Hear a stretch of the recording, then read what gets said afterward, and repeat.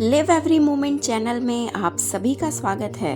दोस्तों, आज की बुद्ध की कहानी आप सभी के विचारों को गहराई देगी और साथ ही अपनी रोजमर्रा की समस्याओं के प्रति सजग भी बनाएगी। तो शुरू करते हैं आज की कहानी। लेकिन उससे पहले दोस्तों, अगर आपको मेरा कहानी कहने का तरीका पसंद आता हो तो प्लीज़ कहानी को लाइक, शेयर और मेरे चैनल को ज़रूर से सब्सक्राइब करिएगा।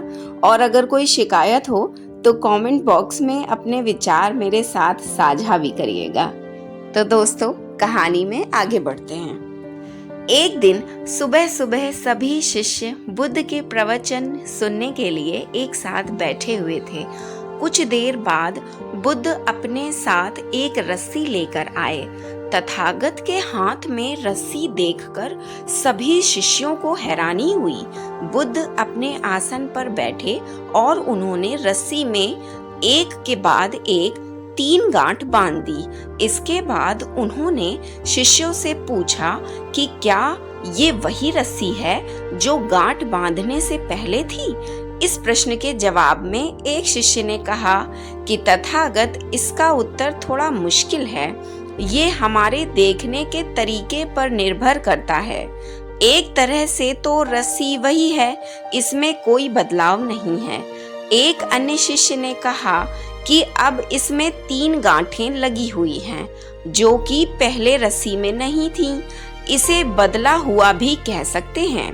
कुछ शिष्यों ने कहा कि वास्तव में मूल रूप में रस्सी वही है, लेकिन बदली हुई दिख रही है, लेकिन इसका मूल स्वरूप बदला नहीं है। शिष्यों की बात सुनकर बुद्ध ने कहा कि आप सभी सही बोल रहे हैं। अब मैं इन गांठों को खोल देता हूँ। ये बोलकर बुद्ध रस्सी के दोनों सिरों को खींचने लगे।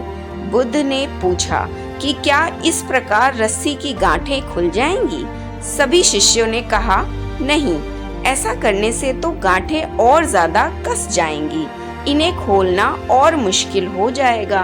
बुद्ध ने कहा कि ठीक है, अब एक अंतिम प्रश्न, इन गांठों को खोलने के लिए हमें क्या करना होगा? शिष्यों ने कहा कि हमें इन गांठों को ध्यान से देखना होगा, जिससे हम जान सकें कि इन्हें कैसे लगाया गया है। इसके बाद हम गांठें आसानी से खोल सकते हैं। बुद्ध इस जवाब से संतुष्ट हो गए और उन्होंने कहा कि ये सही बात है। हम परेशानियों में फंसे रहते हैं और बिना कारण जाने ही उनका हल खोजने लगते हैं, जबकि हमें पहले समस्याओं के मूल को समझना चाहिए। जब समस्याओं की वजह समझ आ जाएगी तो उन्हें सुलझाना बहुत ही आसान हो सकता है।